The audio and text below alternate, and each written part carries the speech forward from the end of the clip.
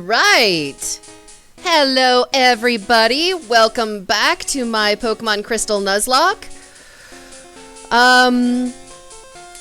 Yeah, Pokemon. I decided to go with Pokemon for this evening stream. Managed to get the, thank you, Josh, by the way, for the link to the Azure Dreams virtual Game Boy Advance game. Got it. Still working out all the little bugs. I ended up getting sidetracked trying to download Lego Island, which popped into my head at some point today, so that'll probably be a stream sometime in the future. The goal for this stream is hopefully to battle Whitney. So let's review the team. We've got everybody is at least level 20. We've got Winston. We've got Jelly. Ooh, Jelly's about to level up. We've got Alexander. We've got Kyoya. Velvet. Kaoru. Kaoru also close to leveling up. Is that it? Yes?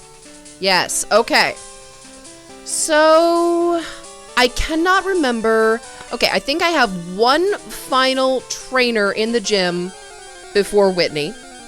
And then I have to fight Whitney. And I cannot remember what level her Pokemon are at. And I've decided not to look things up. If other people look things up and tell me, then that's a different matter. But I'm not looking things up. And the last time I guessed for the first gym, it was at level, like, 16, and then it turned out to be level, like, 9 and 10. And then level 16 was gym 2? Something like that.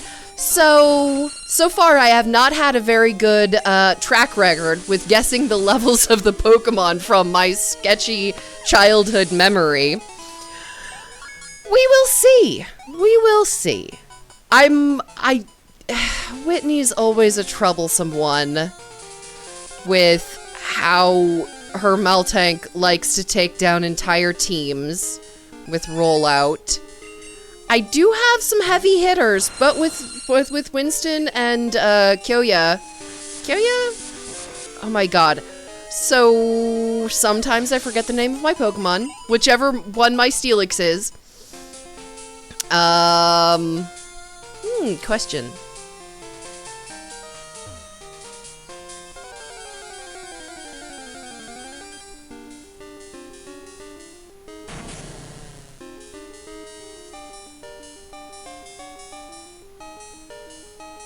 Ooh. So, when I hear a song that is catchy, but the lyrics are offensive, I'm the kind of person who I can very easily just zone out and listen to a tune. And so sometimes in the past, I have listened to a song and not even realized what the lyrics were until much later, and then I'll be like humming along and I'll realize what the lyrics are and I'll be like, oh.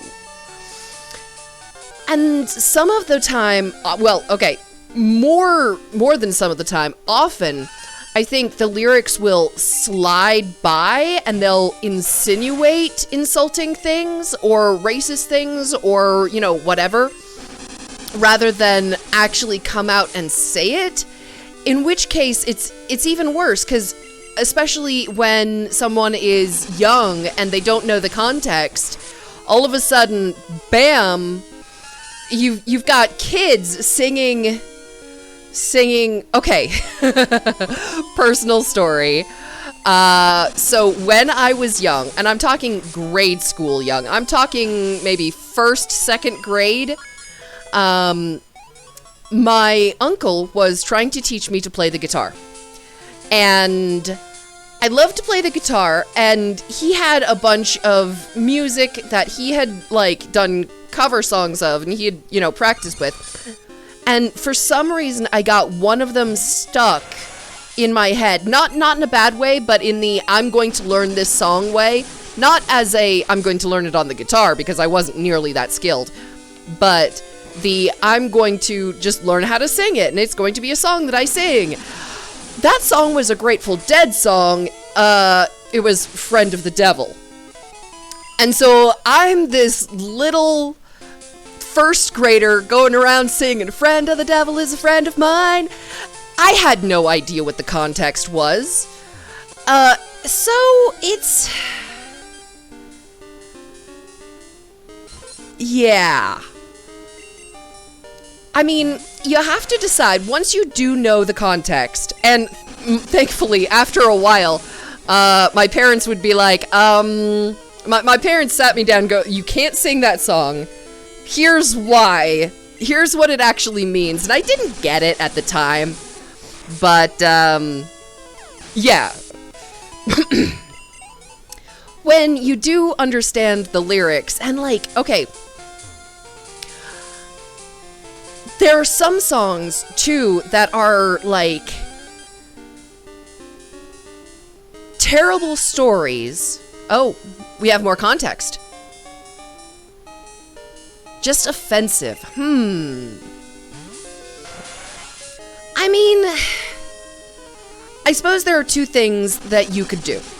I love just orchestral covers. So I love to find like the Vermilion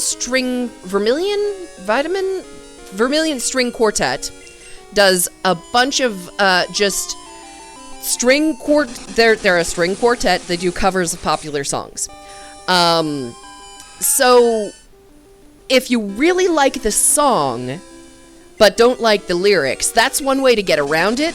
I know that there are tons of ways, like, okay, when I have done searches for karaoke versions of songs. When I just want the music part without the lyrics, I can listen to it then without the lyrics. And if I'm not like actively watching a screen for the karaoke cues, there you go. But otherwise, I have definitely had songs that are either spoke to me at one point in my life and no longer speak to me, or because I liked them at a certain point in my life, that part of my life is done. And so now, every time I hear them, it's like, oh, that's not great. And so I don't listen to them anymore. That's just my thing.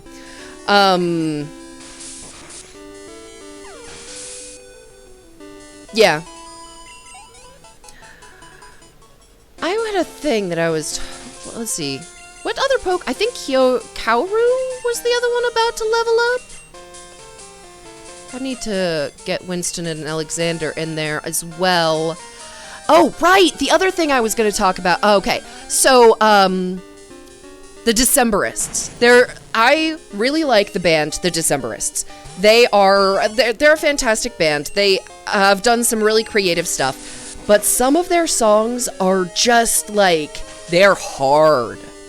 They are full of, okay, trigger warnings here, rape, violence, gore, cannibalism, let's see, loss of limbs,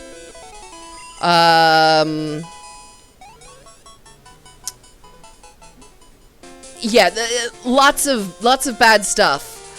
And their songs written as horror stories is just how I choose to view them. There is one song that I love the tune of, and when I'm in the mood for a horror story but can't, like, listen or read to a whole, like, novel or you know, whatever genre, whatever media I'm looking at the time,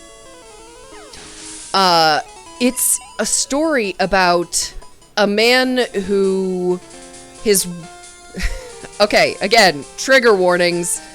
If you don't like murder or harm to children or yeah, again, rape.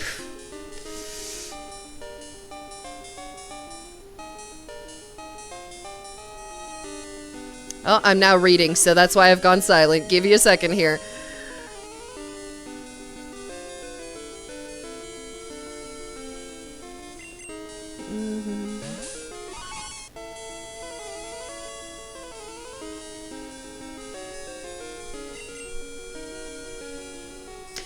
I mean,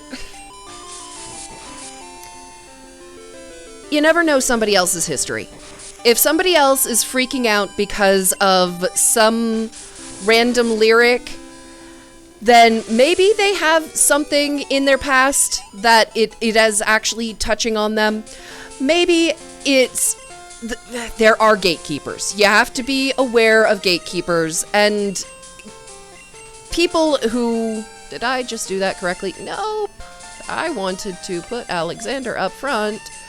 And I've had people who are... Oh, hello. Let's see. I'm the Naysayer. Welcome. Thank you for the follow. I am playing a Crystal Nuzlock, just training up for Whitney's gym. So, welcome. We're talking about some kind of heavy subjects right now, so if anything comes up that I'm trying to shout out trigger warnings, but just as an FYI. So people who are...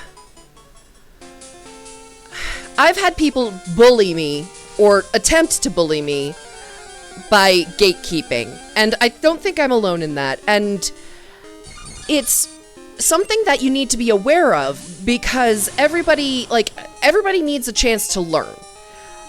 And if somebody is genuinely doing something hurtful or taking in media that teaches young people something hurtful, then they need the chance to learn something better.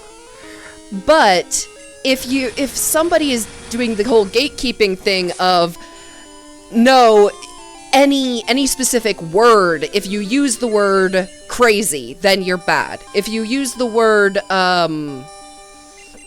like the specific case that I had was, gypsy. And there was a discussion quite a while back, that there's a character, on Flash who is named Gypsy. And that's her superhero name. It's from the comic books.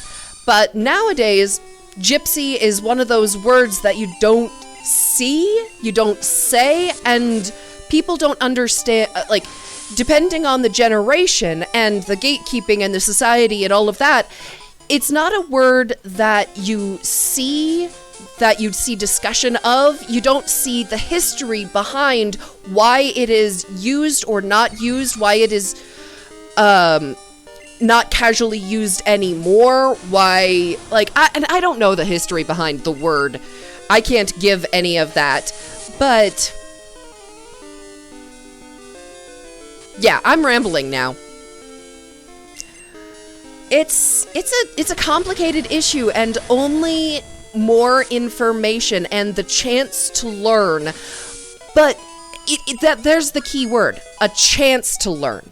You can't force somebody else to learn things. It just doesn't work. We try. We constantly put children in schools and try to force them to learn what we think they should know, when in the last 10 years, the world has changed so much.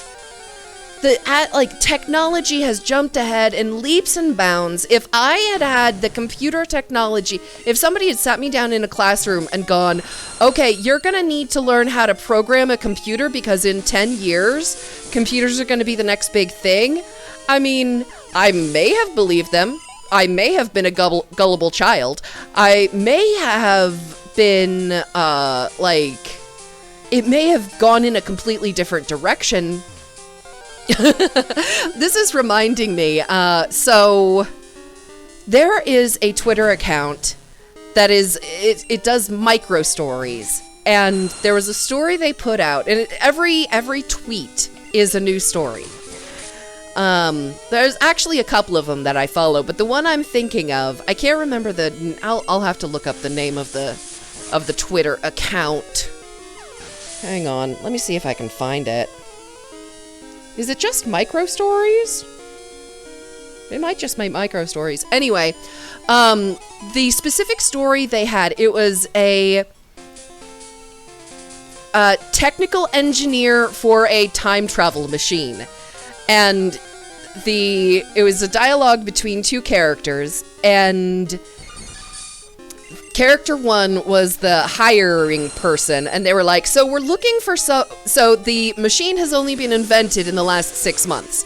And they were like, yes. The person who is getting hired said, yes, I realize that.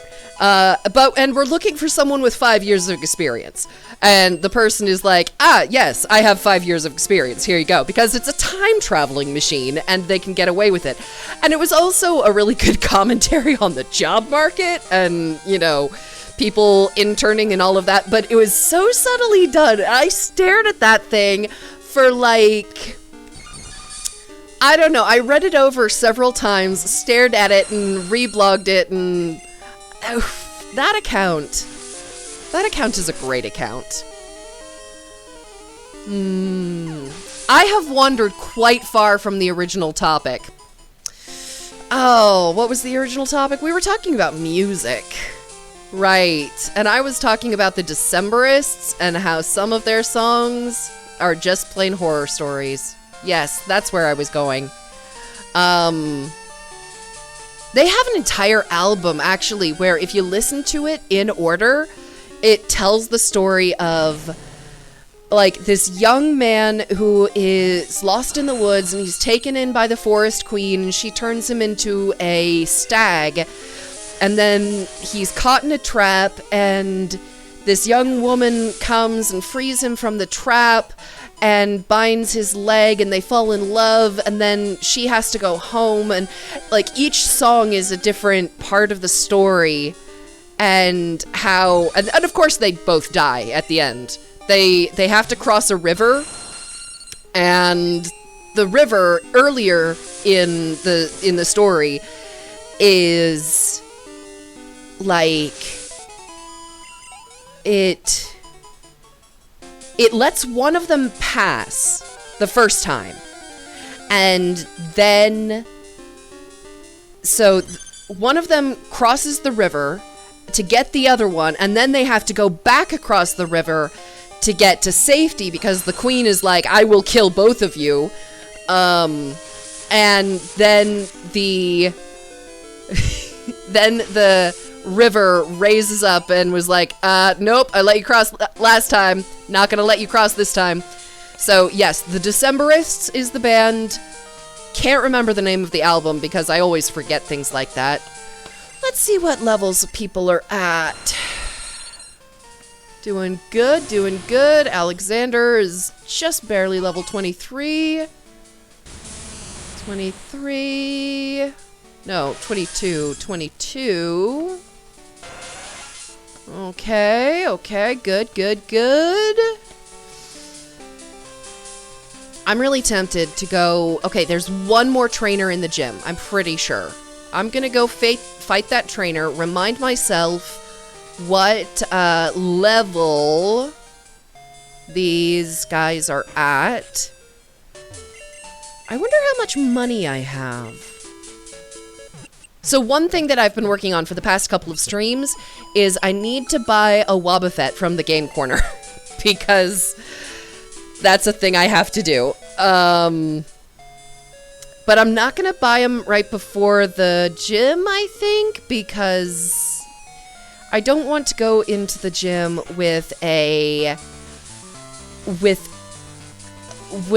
that I haven't, like, trained with. And Wobbuffet is one of those ones that, like, okay, so, backstory. I am trying to use only Pokemon that I haven't used before. And right now, Typhlosion is the one on my team that I have used in previous games. Not in Nuzlocks. This is, well, technically it's my second attempt at a Nuzlocke because my first attempt died just after the first gym. But, okay, we've got a level 15. That's fine. Should be fine. But I've played Pokemon Crystal, let's see, I've played Gen 1, Gen 2, Gen 3 a couple of times, but not as much as Gen 1 and Gen 2. And then I've played Sword and Shield. So there's a big jump in there. But I have played through, like, Heart Gold and Soul Silver enough times, so I know some of the newer Gen Pokemon that pop up in there. You know, this is going really well, and I know when Whitney is going to be so much harder to deal with, but I just beat this person with 3 different wing attacks. That was it. I didn't have to switch Pokemon, I didn't have to... I am so tempted to just go and fight Whitney. She's only got like 2 Pokemon, right? Or is it 3? She's got a Clefairy and a Meltank, and I think she might have a second Clefairy? Oh, it's been long enough. I need to go back to the Pokemon Center. I need to... My instinct is to save. That wouldn't do any good, because this is a Nuzlock, and if I white out, I'm dead. I've been training, though. I got everybody up from, like, level 18-ish to now level 22-ish in the past couple of days. I'm doing good. Ooh, wait, is the bug catching contest? Nope, the bug catching contest is not on Sunday. It's on Saturday. Should I do it? Should I do it? Should I do it? Should I do it? Maybe not yet? I don't know. I'll go up. There's a bunch of fire Pokemon in the national park right now, because that's the way the randomizer randomized things. So, I'll hang out over there and do a little bit of that for a little bit more. Just one or 2 more levels. And then I'll challenge Whitney.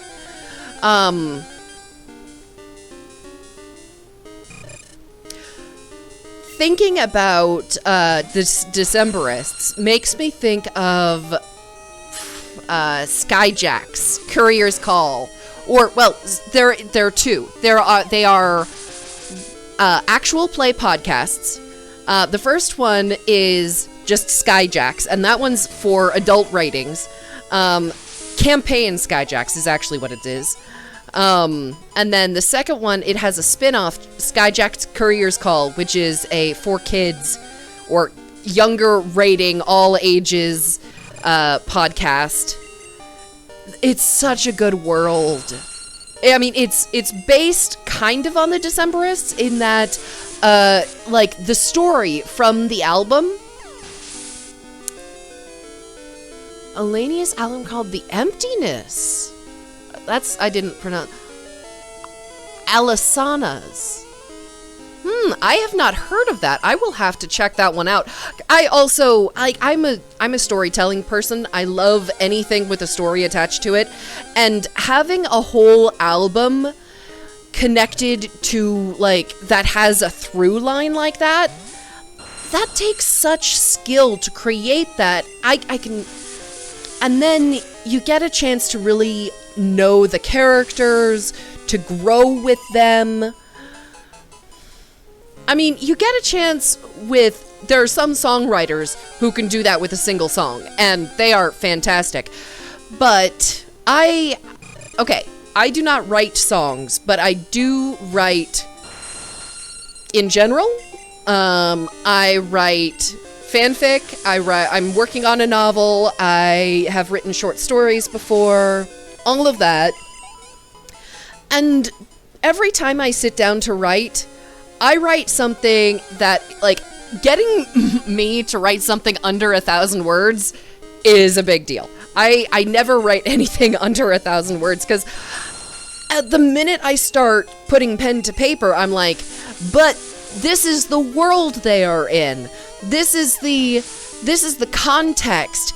I can't just write that they walked into town. I'm like, the history of this town and the geography that shaped the town, and here is the here's the major, like, here's what they do in this town, the major industry, that's the word I was looking for, in this town.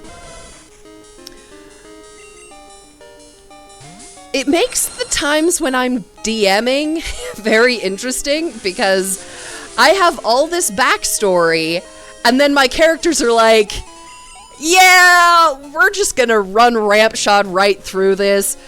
Don't even worry about, you know, the plot hooks you dropped, or we're just going straight. There's an evil thing over there, we're gonna go kill it. And I'm like, well, I guess I wanted you to do that. I thought it would take another 3 sessions for you to go and decide to kill the evil thing, but hey, I guess I can adapt. You don't know the secret password, though.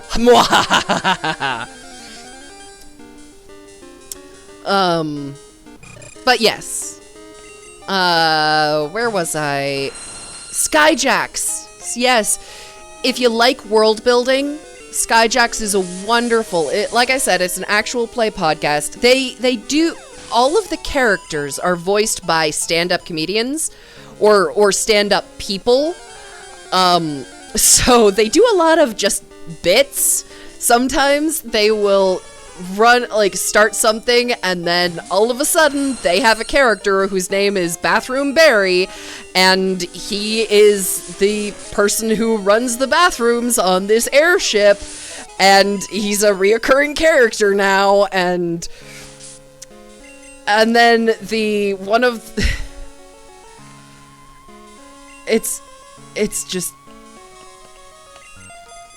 I guess what I'm trying to say is that it's got a great plot line, but also it sometimes gets distracted. I know, the 2 major actual play podcasts that I'm listening to right now are that one, Skyjacks, and Rusty Quill Gaming, which is wonderful. It's been going for many, many years now. They've had characters die and be like, they've had time travel happen. They've had the entire world get taken over by a plague, which completely accidentally happened. Not quite in line with COVID, but close enough that they were just like, well, that was an accidental coincidence that hits harder than I thought it would. They've got, politics involving giant dragons and, all the good stuff. And that story, Rusty Quill Gaming, you can tell that the DM planned out such good world-building stuff from the beginning. You can tell that the hints he dropped at the beginning was just mwah. He had so many things, and he was willing to play the long game. Based on the album was based on Edgar Allan Poe and Annabel Lee. Interesting. Annabel Lee and Edgar Allan Poe, that's a flavor of horror that I can actually stand. I'm temperamental with horror. I like it, and I don't like it. I don't like jump scares. I think jump scares, I feel stupid. Jump scares make me feel stupid because I'm sitting there and I'm trying to put myself in the scene, and then you're making me jump out of my seat, and I'm like, oh, I suppose that was scary, but now I feel stupid because I jumped and I dropped my popcorn and I don't know. But the kind of slow creeping horror that... Okay, what do you want, Alan? You're not gonna give me something? Fine. This kind of slow creeping horror that both Edgar Allan Poe and, what's his name? Who wrote the Cthulhu mythos? Oh, I'm totally blanking on his name right now. Anyway. That kind of horror, I'm going to slowly brick you up behind a wall, or, like, I suppose Annabelle Lee is more of a tragedy than a horror. Or maybe it's a gothic? I took a whole class in college about gothic stories, and it was surprising how often they intersect with a kind of sad love story. Or a kind of just like decay. Decay is a big theme in Gothic, and I can really appreciate that. I can appreciate the slowly tumbled down house that is slowly taking over by vines, or the junkyard that like you're not sure if someone is collecting the junk or if it's just like slowly piling up. And Annabelle Lee, okay, granted, it's been quite a while since I've read the poem, but the fact that I can remember it says that it's like, me and my Annabelle Lee was the line that kept repeating, if I remember correctly. Yeah. No, I can appreciate that level of horror. I think that's why I like horror in an audio medium. Whether it be songs or podcasts or whatever, because you can't do the jump scares in the same way.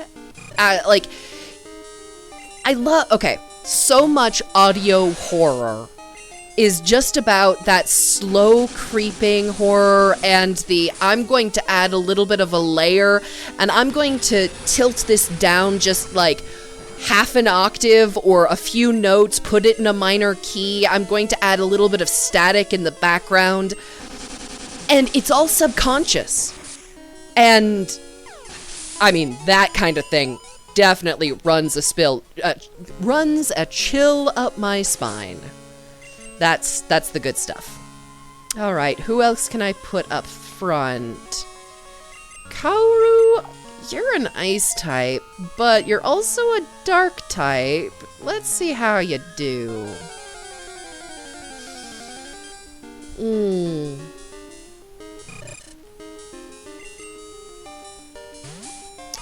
Reminds me of, talking about horror. Anytime I think about horror, I go back to the Magnus Archives.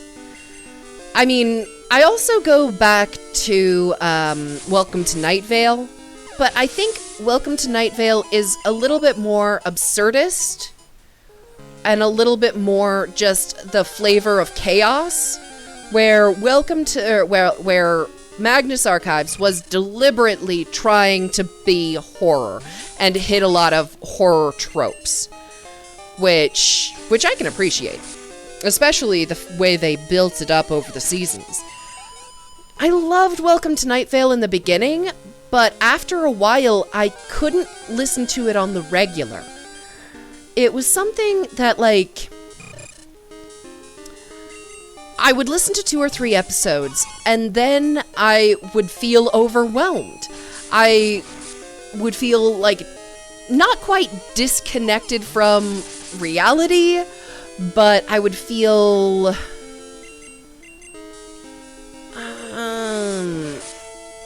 I don't know. There was something about it that was harder to track, harder to... Maybe it's because there were so many different things that were happening all at once, especially when it got into the, later seasons, I guess. I don't know how many seasons there are now. But the fact that there was one... Hey, don't... Well, I guess that was a useless encounter. That was my encounter for this park 2 or 3 sessions ago. I ran into a Growlithe. I was like, cool, I get to catch a Growlithe. And then it roared, and I did not get to catch a Growlithe. Oops, didn't mean to scratch. Oh well.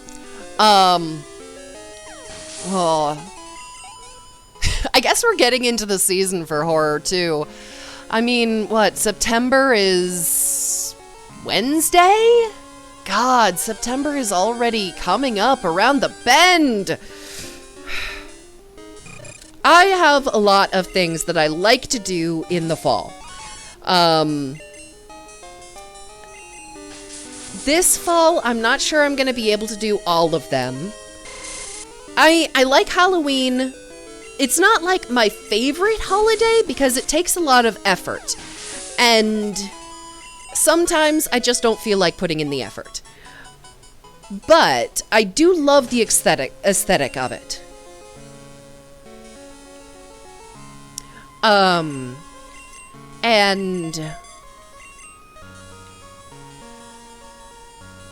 I don't know, like, I love going out to pumpkin patches and actually carving pumpkins and decorating and all of that. But like I said, costumes and decorations and all that, it does take a certain amount.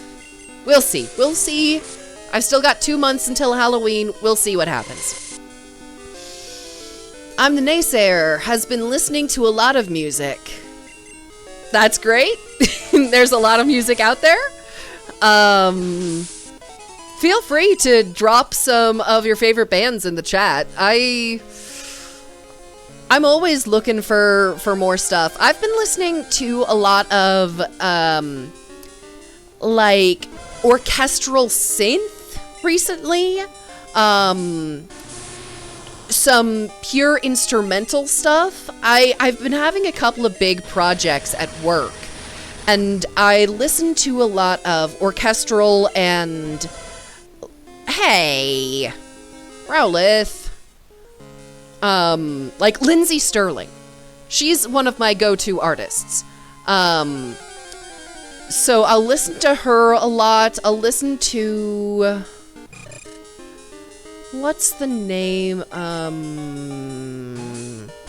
don't know. I've got a Pandora playlist that I just put on in the background, and it's got all, like, instrumental, but not classical instrumental. It's all, like, upbeat and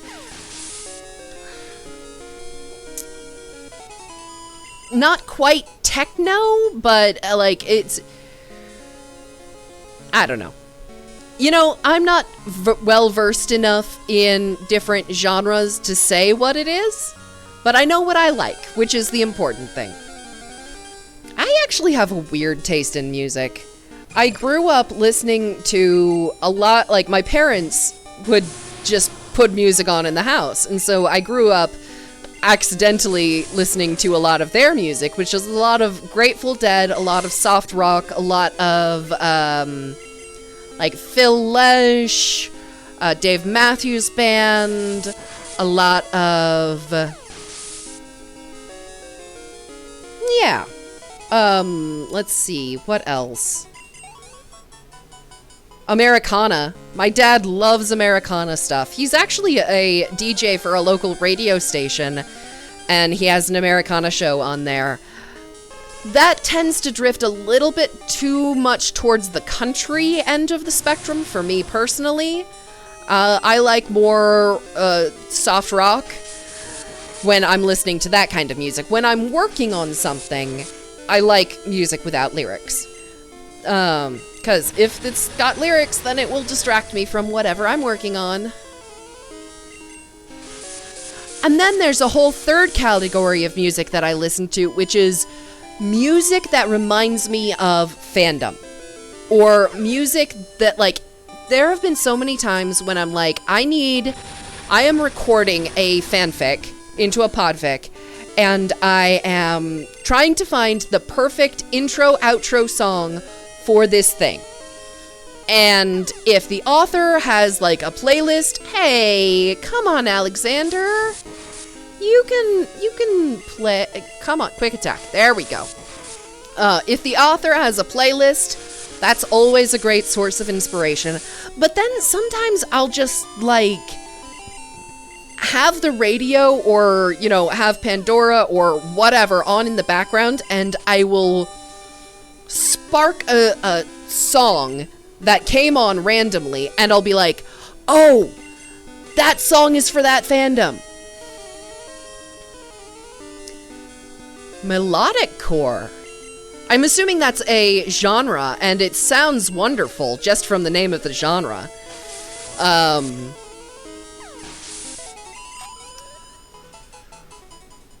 So, yes. Where have I got things at? Okay, Alexander's still at level 22. Let's get everybody up to level 23 at least, and then I'll consider going against the gym. Let's see, what else?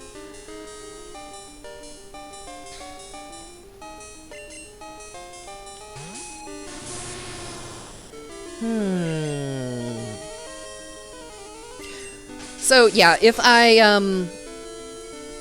will listen to a song, like, there's one song, and let me see if I can find it on my phone here. If my phone will unlock.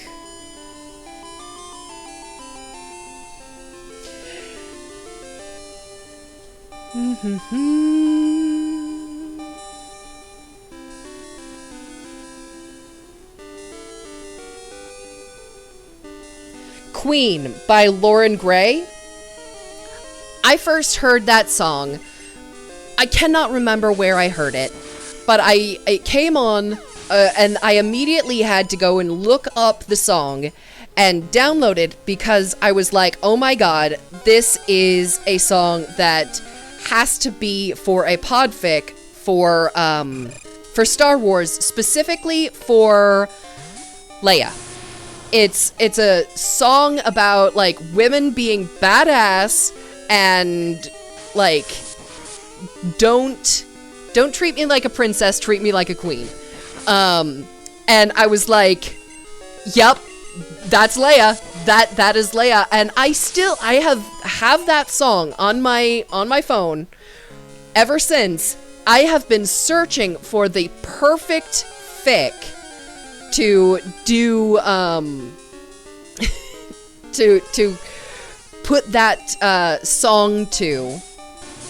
Have not found it yet because it's become such a thing in my mind. Yeah.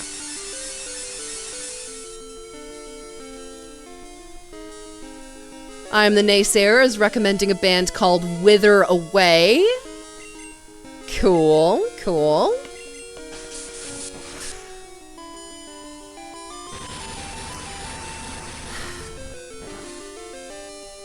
You know, that makes me think about how we find different music and how finding different music has changed in the past decade. Or, well, I mean, it's always changed, but, like, when you think about it, you've got... It used to be that you'd just have, like, ages and ages ago, you'd have bards and players, and if the bard knew a song, then you could play, then they would play the song, and you would hear a random song, and then, but there would also be songs that everybody knew and everybody could sing. And then we got to the point where we could actually record music, and, like, everything from records and vinyl up through, tapes and CDs and music stores. Like, there's a scene in... Oh, I can't remember the name of them. What's it called? Anyway. Doesn't matter.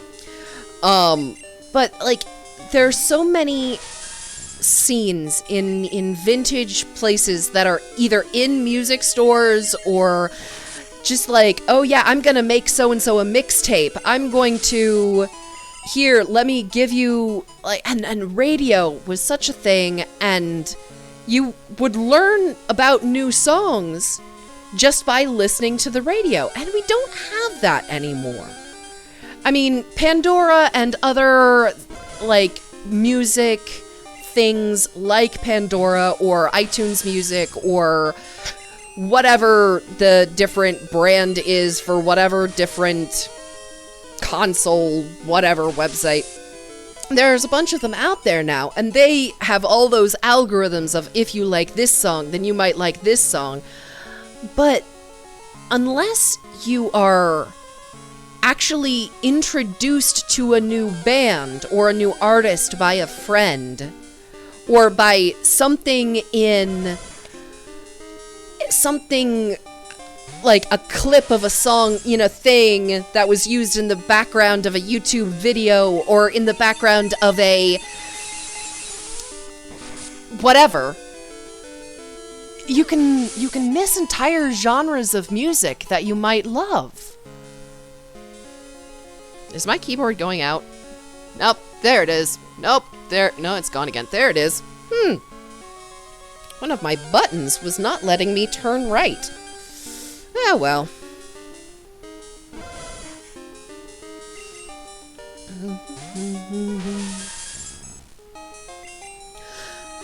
I really love how podcasts have recreated and created a renaissance for the kind of radio-esque technology.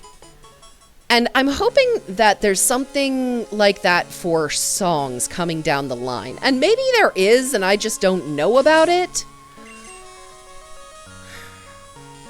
I don't know. Feel free to tell me if you know of some legendary new technology that's going to bring song diversity back to the common people. I don't know what I'm talking about now. Oh, God. I had a great argument with a friend of mine a while back about how people are... we were talking about a hypothetical after the apocalypse situation and how music would spread.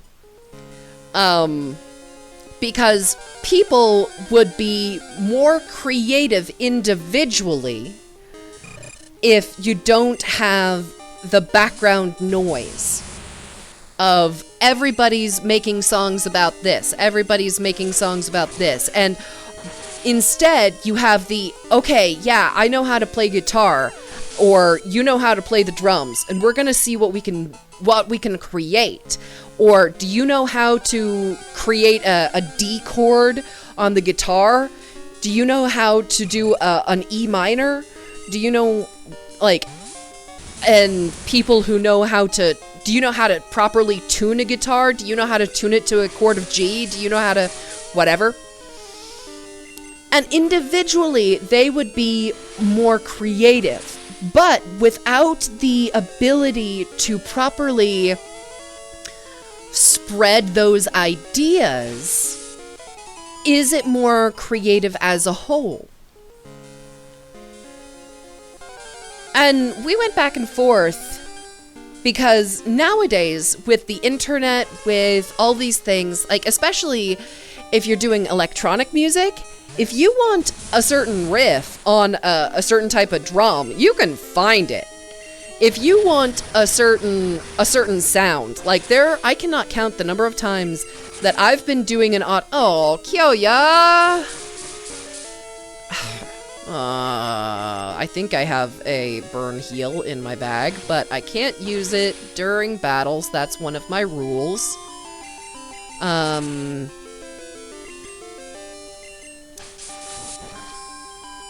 What was I saying? Right, I can't count the number of times that I have been like, okay, I am going to put sound effects in this audio track. I need the sound of a door closing. And I could go to the internet and find the sound of a door closing. There we go. Or alternately, I could just go and, record a door closing. Either one works. But the fact that you can go and find this door closing online means that anyone who doesn't have a door, or pick something more, like if I pick something more esoteric, more hard to come by, the sound of the snap of electricity, the thunder and lightning. You can't just go outside, hold a camera up to the sky, and pray for lightning. I mean, you could. That might not be the best idea, but you could. Not sure if you would, depending on where you are, you may or may not actually get a recording of lightning, and if you do, then even if it's even if you're not struck by lightning or whatever, you may not, it might not be a clean take. So, that kind of diversity is, the internet and the modern age benefits that kind of diversity, while at the same time stifling individual diversity, I think was the thing that we eventually came down to.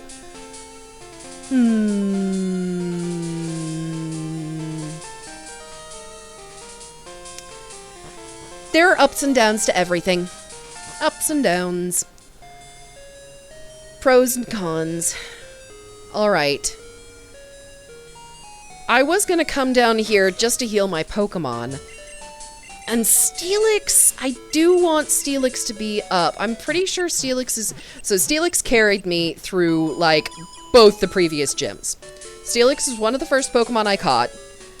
Carried me... Yeah. So... And right now, he's the last... Okay, I'm gonna get Steelix up to level 23. And then I'll go for the gym. I think that is choice. That is the choice that has been made. Now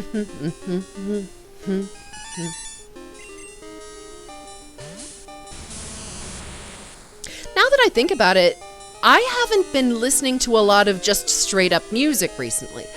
Apart from the stuff that, I listen to while coding. I've been listening to a lot of audiobooks, a lot of podfics. So right now, there is a challenge called Pod Together. Starts in the spring, goes all summer. Finally, this week, they have started to be released. And Pod Together is a fandom challenge that pairs up authors and podfickers to create a story specifically for audio. I have 2 stories coming out. The first one came out yesterday, and that one's the story that I wrote. And then the story that I recorded as a podfic is coming out, end of the week or something like that. So that's what I've been listening to. I've been listening to a lot of those. Lots of different fandoms. There's something for whatever fandom you're in. I've also just recently finished an audiobook. What was that one called? Let me pull it up here. Alright, Kyoya, are you going to level up? Alright.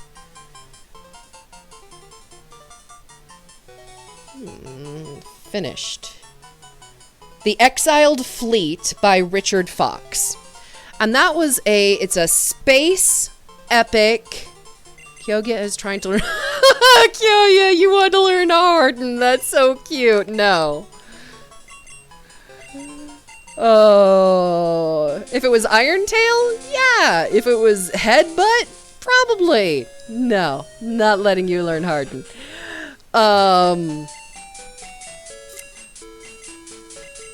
So. Whatever. Exiled Fleet. Epic space. Kind of a, not quite militaristic. I take the hard sci-fi militaristic books, I tend towards the softer side of things rather than that hard technical side of things. This one focused on the military, and it wasn't a modern day military or a Halo style military. It was old British style military. I was going to save.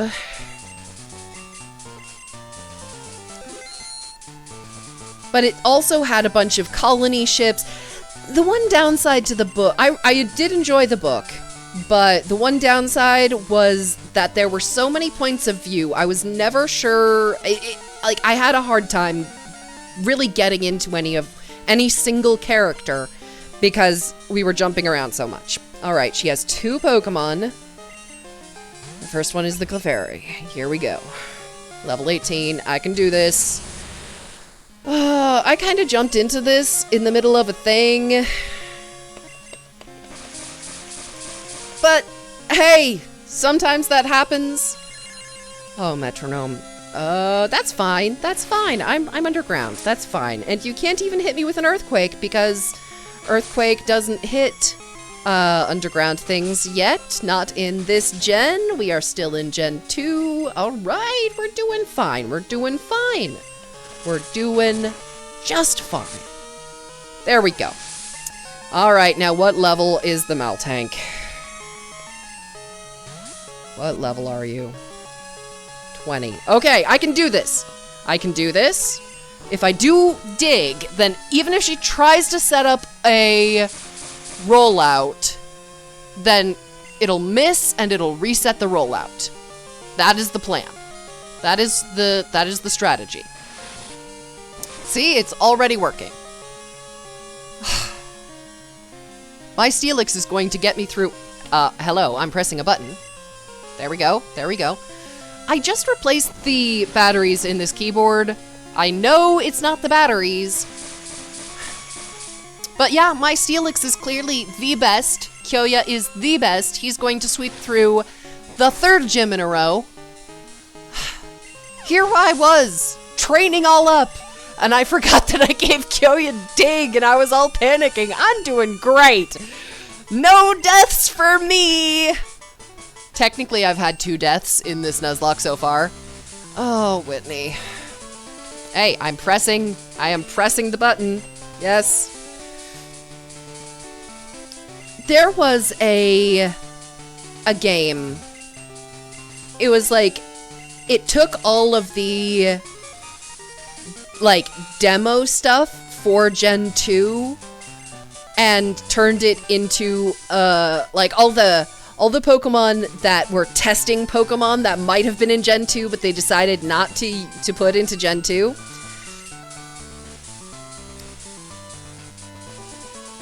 And somebody turned it into like one of those fake games.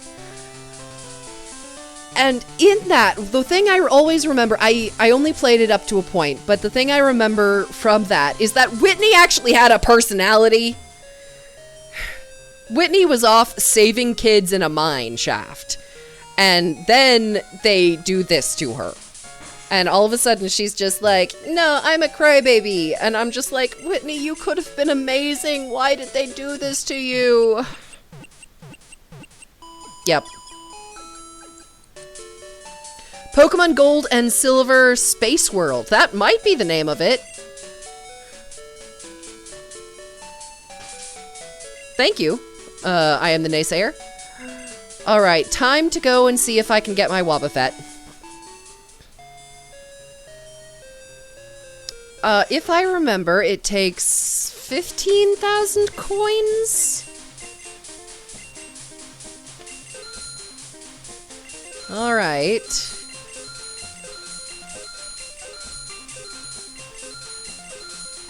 Okay, can't get him quite yet. But I do get a chance to get a new Pokemon here. Because one of the rules I have decided on is that I get to catch all of the static Pokemon. Which means I get to catch... Oh! Currently, I am the Naysayer is currently playing through Gold Space World. Cool. Like I said, I only played through... What do you want, Alan? My Tangle is getting stronger, yada yada. Unless you have an item for me, go away. Thank you. Yeah, I only played through the 4th gym? Something like that. I remember loving it. I liked the new baby Pokemon. Wait. I wasn't reading that. She told me it's dangerous. I beat Whitney. Okay, there we go. I knew I could do that. So, I do get to catch the pseudo-woodoo, whatever it's randomized to. Let me see. What have I got? 8 Pokeballs, 2 Great Balls, Lure Ball, and Fastball. Yeah, that's probably enough. Yeah, I only played through a bit, and then I think I got lost. And I got bored because I was lost. But I really did like the new Pokemon, like, designs, or the designs that got scrapped. Like, there was one, the swirly shell thing that is on the end of a Slowpoke's tail got its own design. There was a baby Ponyta. Loved that thing. There was a baby Vulpix. And I understand why they didn't do as many baby Pokemon as they did, because yeah, that's like, we've already got enough baby Pokemon. The ones they kept are fine. We don't need a ton more. Did I ever fight you? I never fought this guy? I could have sworn I fought all these trainers. I must have talked to him during the day.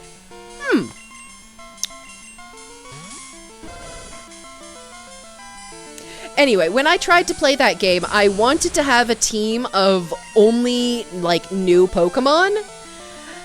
But then, like, I chose a bunch of baby Pokemon, and then they evolved into, like, the regular Pokemon, and I was kind of disappointed.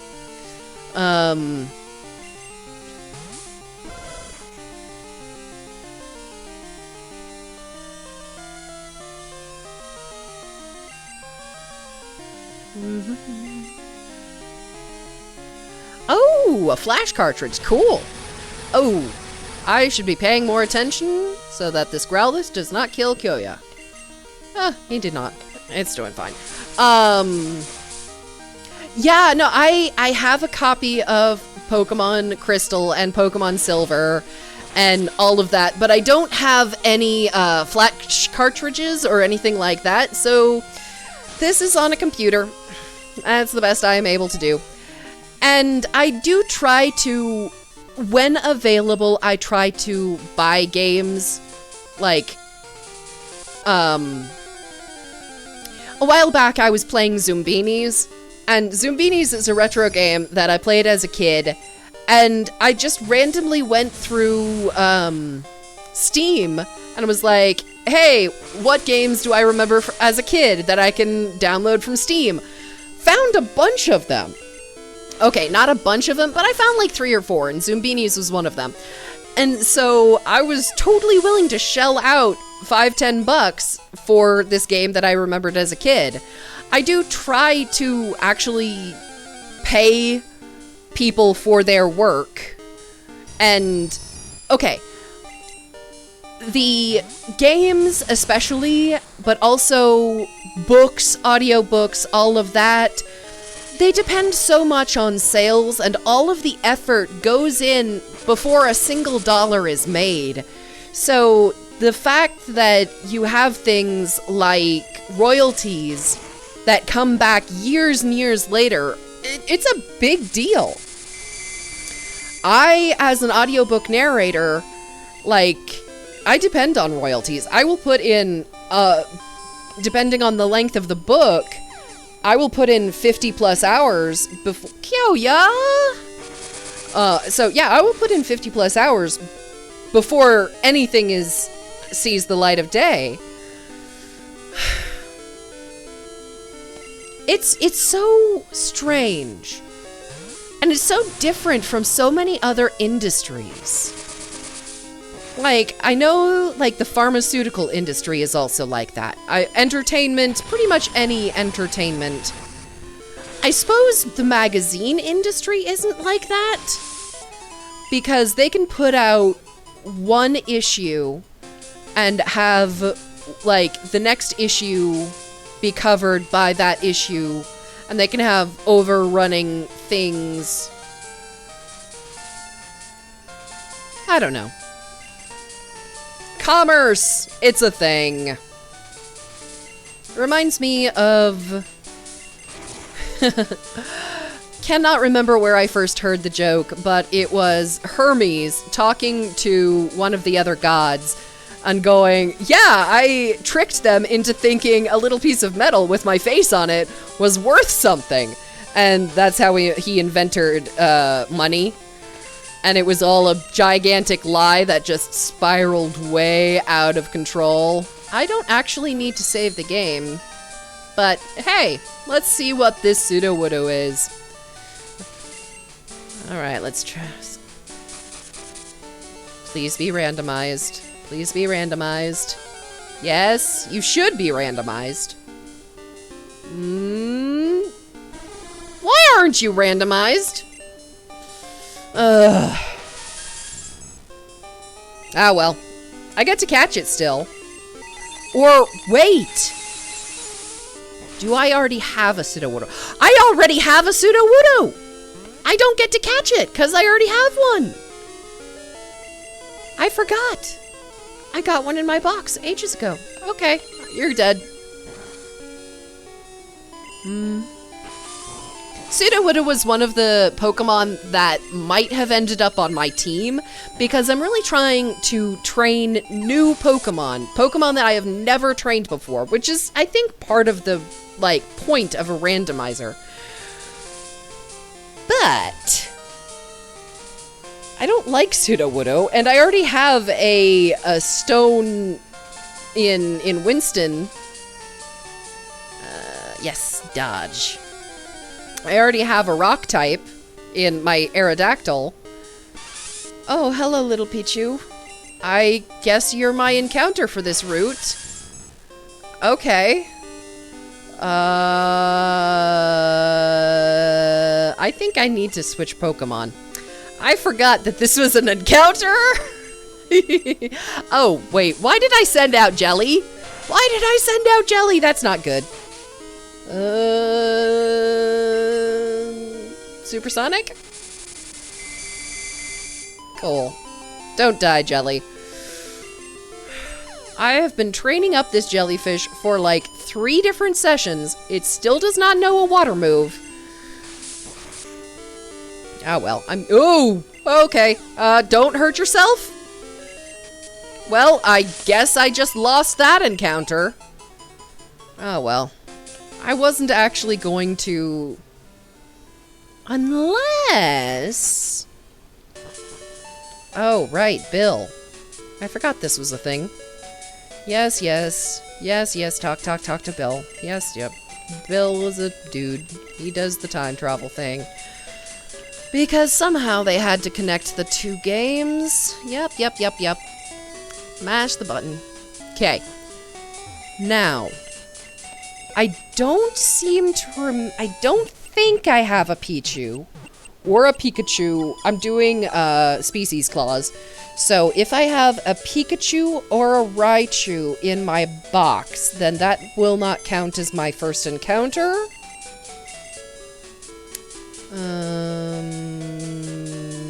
Move Pokemon? Yeah, sure, whatever, yeah. Can I see what's in my box? Thank you. I do have a Pichu! Okay! I forgot that I already had a Pichu. Okay, that doesn't count as my encounter? Cool. I can go and get another one. Alright, let's try this again. Did I actually heal my Pokemon? I can't remember. Okay, at least it's another Pichu, so, that does not count.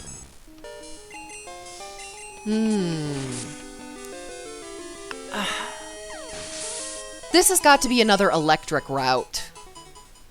There was an electric route earlier, and I nearly missed catching a Zapdos. It was so close. and then the Zapdos died because of a critical hit.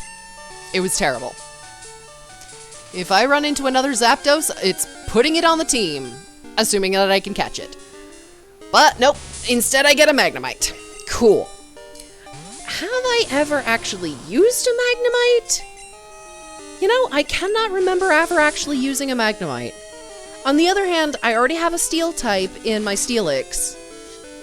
I don't need an Electric type on my team.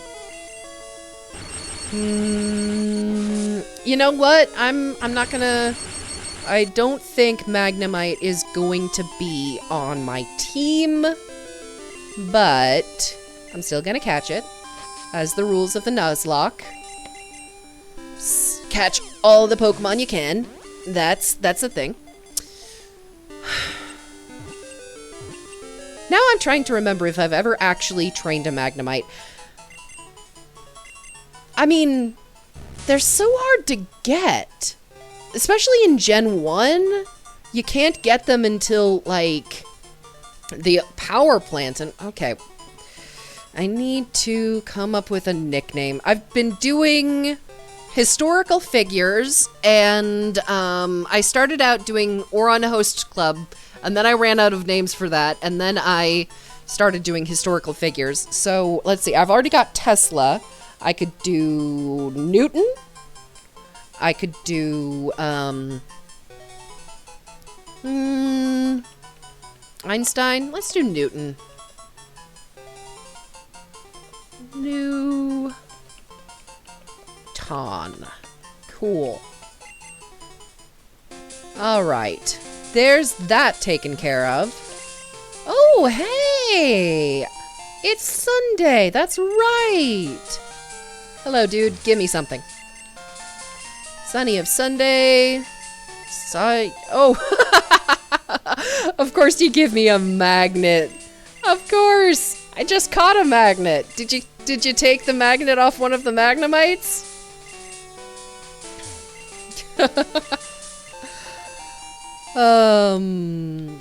Apricorns. There's a challenge that I have. Okay, I have not done it. Yet.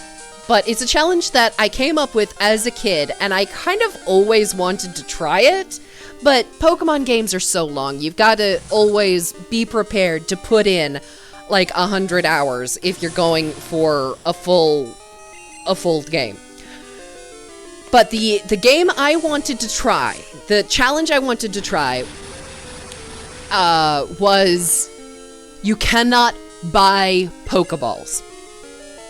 You can catch as many Pokemon as you want. You may or may not, like, Nuzlocke rules, you could not let your Pokemon die, you could let your Pokemon die, depending on the thing, but the important bit is that you can't buy Pokeballs. You can use any Pokeballs you find out in the countryside. If there's, like, an item on the ground and you pick it up and it's a Pokeball, you can use it. And you get the 5 Pokeballs from from the very beginning.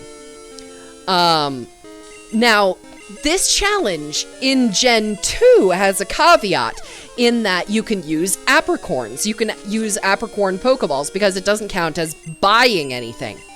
And then I know that there are a couple of later gens. I think Gen 4 in particular has the, like, little raccoon dog Pokemon. Zigzagoon, that's what they're called. That have the pickup ability, and they pick up Pokeballs all the time. So that would be, like, easy mode. And Silver is medium mode, because you can get Pokeballs, but you can only get a certain number of Pokeballs every day. And there's, like, a time limit in that you have to actually go back to that one town if you want to get more of them. I think Gen 1 would be hard mode, because not only are there a certain, like, there's a limit to what you can find on the ground, but there's also, like, no other way to get Pokeballs in a workaround. So, yeah, I came up with it. Come on. There we go. Okay. That's great. That's perfect. There you go, Alexander. Wonderful news. Velvet? Velvet. So I first came up with this with Gen 2 in mind. Hey, don't put my kitten to sleep. I'm gonna blast you with Psychic as soon as I wake up. Did not know about the Gen 4's pickup ability until much later. Ooh, that's dangerous. Not as dangerous as I thought. That's fine. Go Velvet. So, if I ever did the challenge, I would do it in Gen 2. But I don't know if I would want to do it as a randomizer or as a regular. And I don't know, there's a couple of challenges that I have in mind to do eventually. That's one of them. I want to do a flying type lock challenge eventually. I don't know. I've only just started streaming. There's a world of stuff out there that I could do. No worries. No worries. No worries. Be happy now. All right. I know that I can get surf from here. Yes, the dance theater. All right. Each of the, let's see, Gen 2, we're talking OG, not Soul Silver, so they each have one of the evolutions. Do you have, you were dressed in green, so do you have Espeon or Umbreon? Flareon, you were dressed in green. Why do you have a Flareon?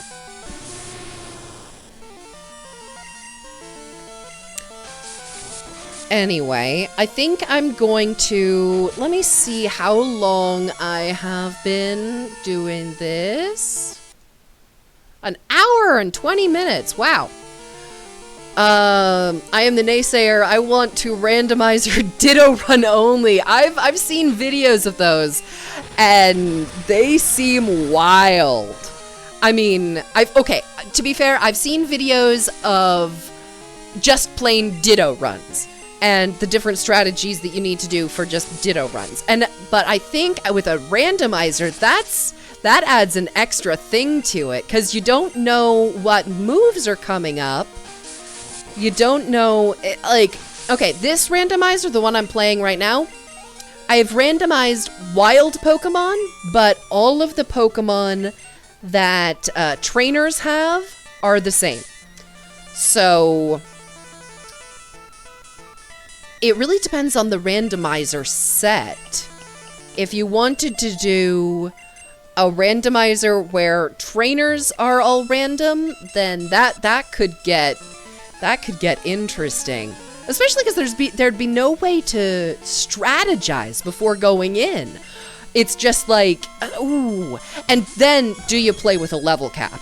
I do not play with a level cap because this is only my second nuzlock ever, and also, like, I don't do strategy as much as I just do hit it until it dies. That is my strategy. So yeah, level caps would not be as conducive for that. Also, then I would have to actually look things up and figure out what the level caps for each thing would be, and I'd have to keep that in mind before I go into every battle, and I'd be like, ugh, I just want to play Pokemon. But a Ditto Run only could be interesting.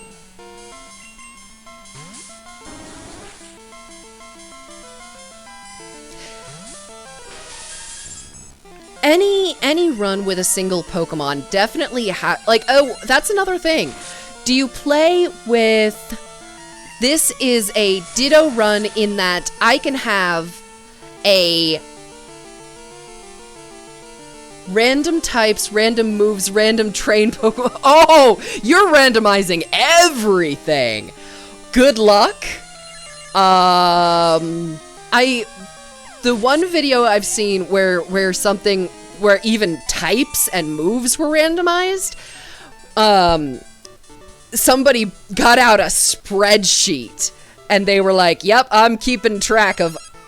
What do you want, Alan? I only got your phone number so that you would give me leaf stones. Go away. So yeah, they got out a spreadsheet and they were keeping track of what all the different Pokemon's types were so that they could use, like, you know, that kind of strategy. But if you're going for a Ditto run with everything randomized, then type doesn't matter as much. And then, like I was going to say before, do you go for a Ditto run where you have a full team of 6 Dittos? Or do you go for a Ditto run where it's one Pokemon only? You have one Ditto. Because any run with only one Pokemon, oof, that's hard. I mean, I've done runs where I focus on 1 or 2 Pokemon, but I've never done a run that was just one Pokemon. I mean, I suppose it's not that different from a Nuzlocke, because if you do a Nuzlocke and Pokemon start to die, I mean, you can switch out, but you can't... I don't know. I have no idea what I'm saying now. Good luck on the challenge. I guess that's what I'm saying.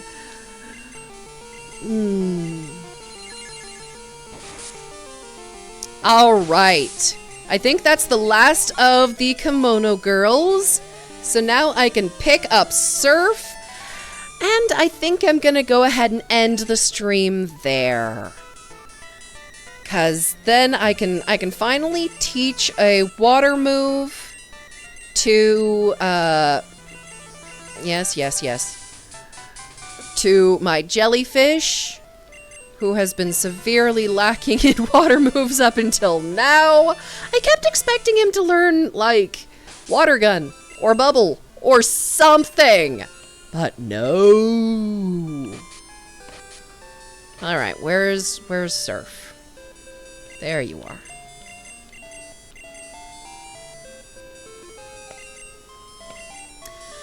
Alright.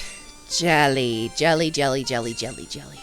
You are going to get rid of Constrict? No, Poison Sting. I've got Acid. Alright. Now Jelly has Surf. We're doing good.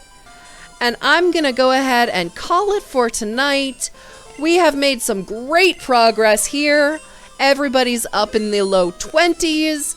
We've got, Whitney has been defeated. We've got Surf. Next up, we will go through the Burnt Tower, release Suicune and the others.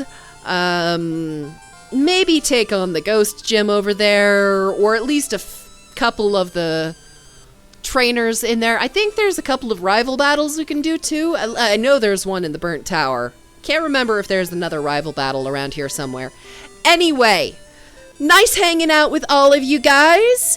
Everybody who's watching at any point in time, have a great one, whatever point in time you happen to be in. And I will see you in the next one. Bye!